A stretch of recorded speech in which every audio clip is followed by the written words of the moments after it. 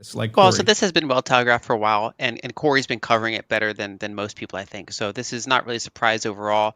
We've seen kind of regulators of various types pile on. Binance is far by far the biggest target to go after in terms of the sheer scale. We're talking like an order of magnitude larger than FTX, and so this is not that surprising.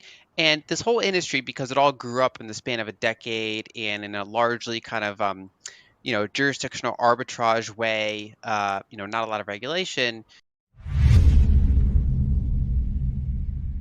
In the illuminating discourse of Lyn Alden, we uncover a tale of escalating tension in the cryptosphere.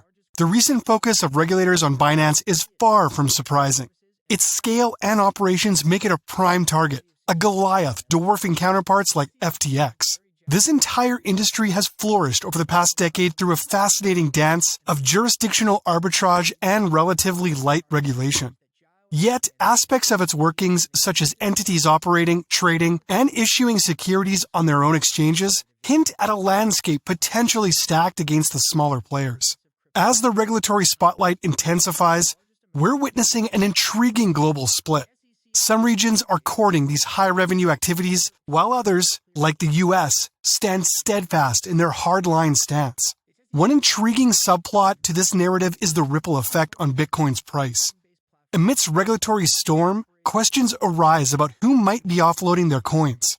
Memories of the Luna debacle in May 2022 cast a long shadow, raising the specter of Binance potentially selling off its hefty Bitcoin reserve, thereby sparking price turbulence.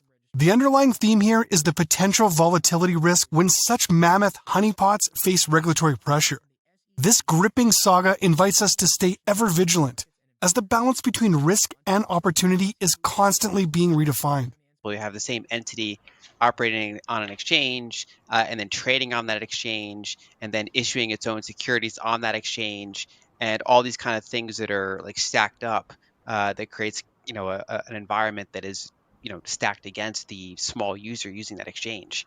And so I think that that's slowly being cracked open by all these different regulators. I also think we're seeing some degree of global bifurcation where there's some areas that seem willing to become hubs for this type of thing because of the revenue they get or whatever the case may be, and other jurisdictions like the United States are taking among the most hardline approach on it. So we're seeing kind of this like bifurcation spread out.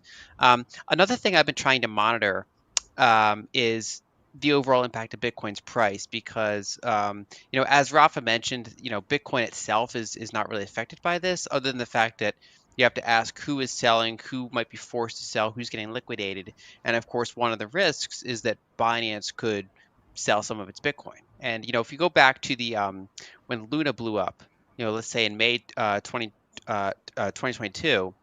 If you look at Glassnode data, so they do their best to try to figure out how much Bitcoin different exchanges actually have. They use a bunch of different on-chain characteristics. If you talk to Checkmate, who works there, there's some that they're more sure about than others. Like some have kind of clearer heuristics than others, but they do their best to kind of track how much Bitcoin each exchange has. And if you look at FTX's balance, after the Luna fiasco, FTX's Bitcoin balance started to drop significantly. That was kind of a sign, especially in hindsight. People weren't really looking at it too much at the time, at least most people, but that they were actually, we found out later that they didn't actually have any Bitcoin. So there are a lot of customers thought they had Bitcoin through FTX, and they didn't. And it's in large part because FTX was selling the Bitcoin that was actually customer Bitcoin. So far, according to Glassnode data, we don't really see that with Binance. But the risk there is that they, according to Glassnode, they have like 700,000 Bitcoin.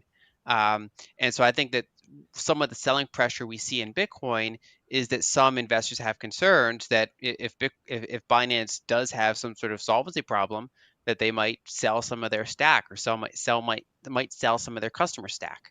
And kind of damage the price in that way. So whenever you have these big honeypots that can be cracked open in various ways, that does present kind of this like near term price risk or volatility risk.